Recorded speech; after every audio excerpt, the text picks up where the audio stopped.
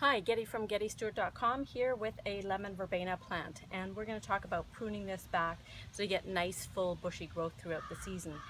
What's important to remember about a plant like lemon verbena, which is a woody perennial, is that once the stems turn woody, they will not produce new growth. So when pruning and when cutting and harvesting, you have to stick with the green tender shoots. So that's where I'm going to concentrate. And I just want to prune it back, cut it so that I can enjoy the leaves, but also to ensure I get nice full growth.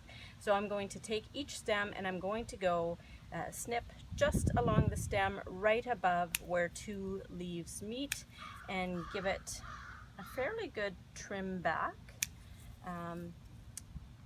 so that I have double the growth going, because everywhere I cut, two new stems will come out. So there I go, trimming my lemon verbena.